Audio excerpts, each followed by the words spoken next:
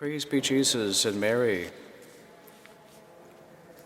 In today's gospel passage from Luke chapter 6, Jesus heals a man with a withered hand on the day of the Sabbath, something that the scribes and Pharisees criticized him for, since according to them, there was no serious medical need requiring immediate attention, like a life and death matter. It could have waited for the day after, for example. That was the criticism of the Pharisees and scribes. Their scrupulous observance of the letter of the law led to missing the spirit of the law. In any case, our Lord worked the miracle, and we can learn a very important lesson from it, that in order to do miracles, to work great things in our lives and through us in the lives of others, our Lord requires our collaboration. The man with the withered hand was healed by our Lord precisely because of his willingness to collaborate with our Lord in a very little way. He did the little he was asked to do, and Jesus did the rest. First, the man with the withered hand was asked to stand up and be in the presence of Christ and before the others gathered around, those who were critical onlookers, scribes and Pharisees.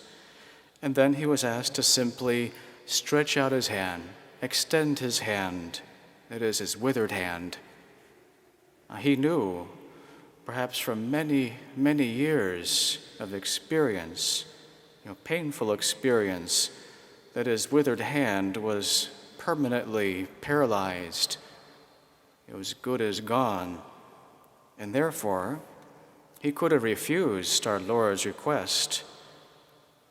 Thankfully, he didn't refuse.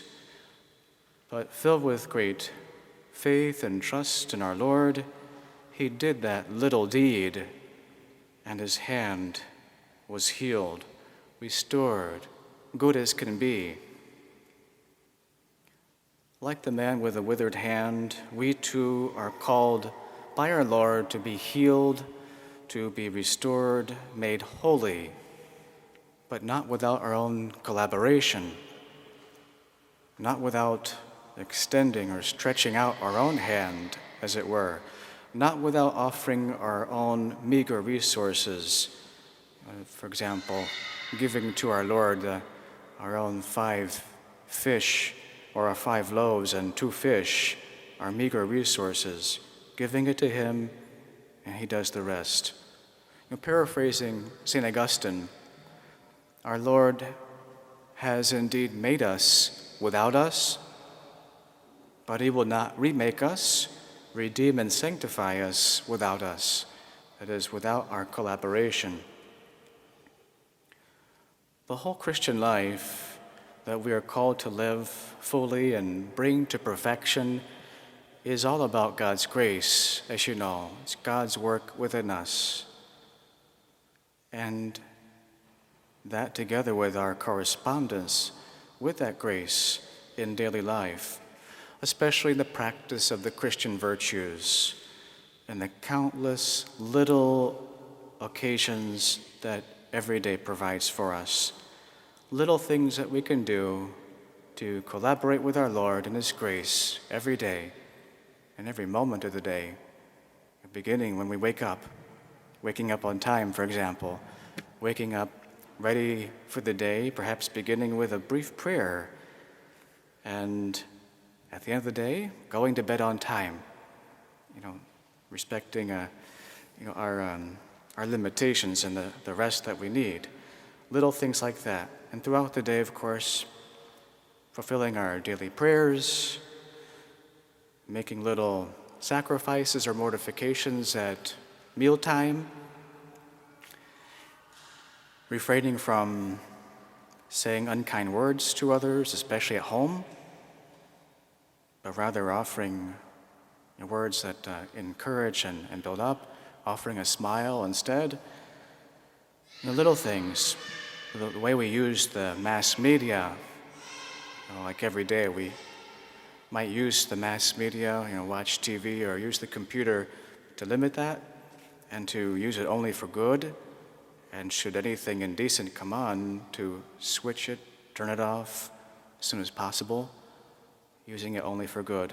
Little things we can do every day. And at times they require heroic efforts. Like throughout the day there's these heroic moments that enable us to do good or the opposite, commit sin.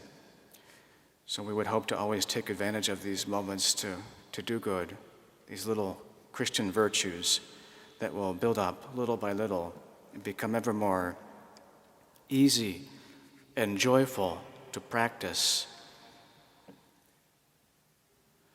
So God's grace, we know, will never be lacking to us in our daily lives.